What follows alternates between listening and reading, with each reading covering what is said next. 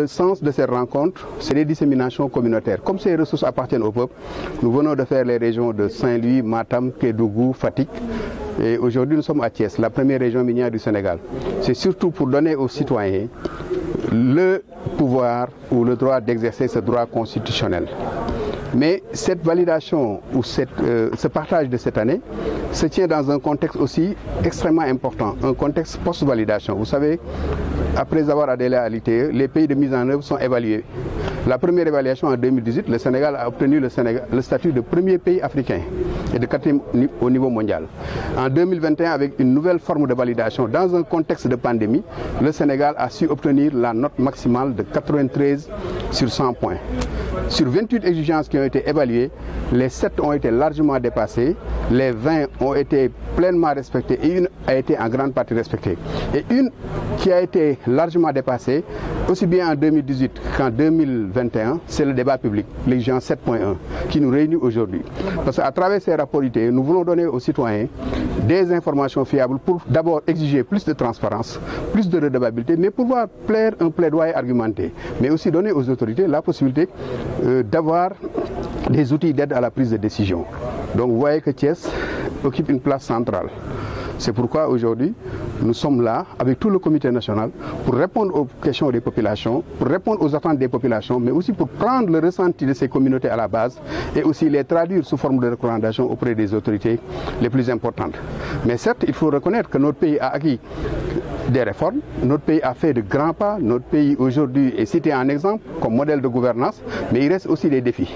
Le défi, c'est que toutes ces réformes soient traduites du moins en impact réel pour le vécu des populations, notamment pour les collectivités territoriales, l'opérationnalisation des fonds de péréquation, pour aussi le contenu local, une meilleure vulgarisation, une meilleure appropriation, une meilleure captation de ces ressources, mais aussi le respect des droits des communautés.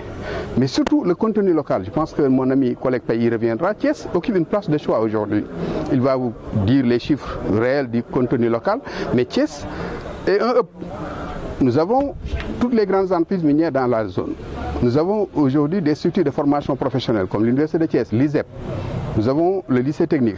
Donc je pense que le contenu local aussi devrait aussi être mis à profit pour non seulement une formation qualifiante, mais des emplois qualifiants pour les populations de la région de Thiès. Donc voilà globalement l'esprit de ces semaines ITE. C'est vraiment d'aller vers les populations, de leur donner la bonne information, de leur donner des outils de plaidoyer argumentés et documentés, parce que le but essentiel, c'est que ces ressources puissent être profitables, aussi bien aux générations actuelles qu'aux générations futures. Et nous sommes optimistes, parce qu'au Sénégal, le débat a précédé l'exploitation de ces ressources.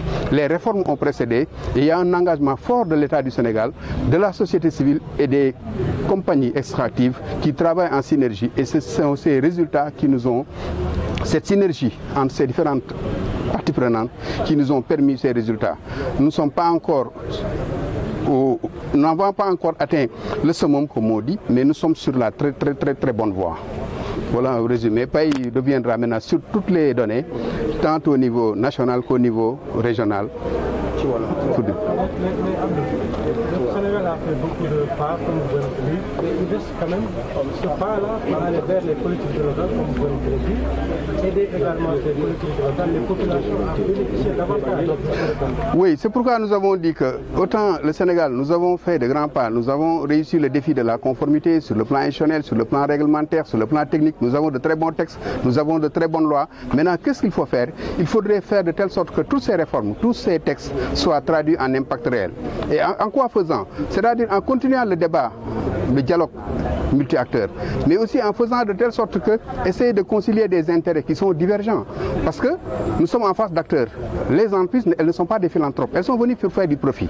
Les populations sont dans une logique de survie.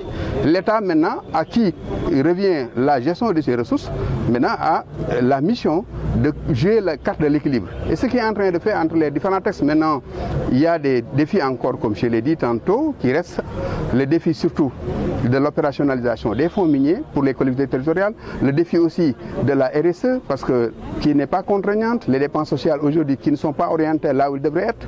Donc je pense qu'il y a beaucoup de défis, mais ensemble, comme le débat il est là, multi-acteurs, poursuivons le plaidoyer et que ces citoyens puissent à travers ces rapports ITIE, avoir la masse d'informations critiques pour exiger plus de transparence, plus de redevabilité, pour que ces ressources soient une bénédiction. Et comme je l'ai dit, dans d'autres pays, il n'y a pas de dialogue multi-acteurs.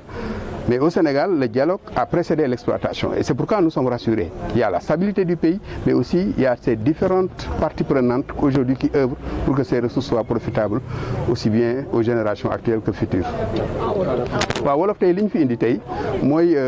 Concernant la région de Thiès. Papa Alioune Badara Paye, secrétaire permanent adjoint de l'ITIE.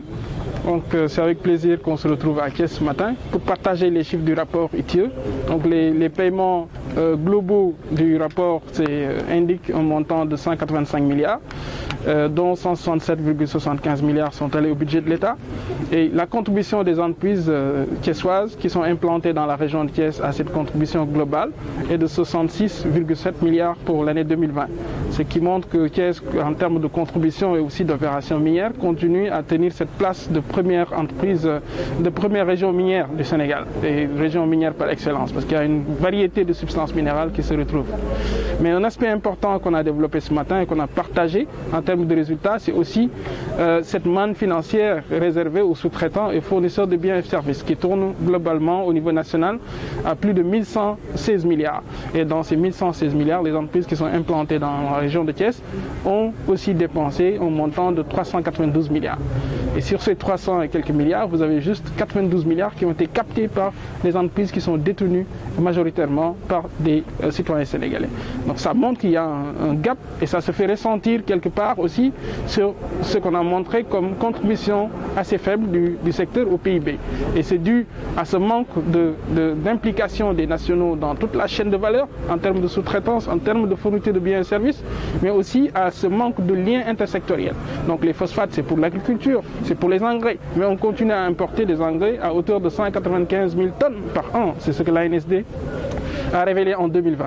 Et également, on a ce manque de liens intersectoriels. Par exemple, les tenues qui sont portées en mine proviennent, notamment la matière première, le coton, provient de l'agriculture. Donc ces liens doivent être repensés et développés pour être renforcés. C'est comme ça qu'on arrivera aussi à renforcer la contribution à l'emploi, à renforcer la contribution au niveau du PIB, de la création de richesses. Et c'est ce qui va se ressentir finalement comme bien-être au niveau des populations et comme développement durable également. C'est en résumé ce qu'on a partagé ce matin avec les populations et insister sur un aspect aussi qui nous tient à cœur, c'est-à-dire renforcer cette fiscalité locale-là, parce qu'on voit qu'il y a beaucoup d'entreprises qui sont exonérées de taxes locales et c'est au détriment des collectivités territoriales qui ont reçu beaucoup de pouvoir en termes de transfert de compétences et qui doivent aussi faire face à des besoins au quotidien.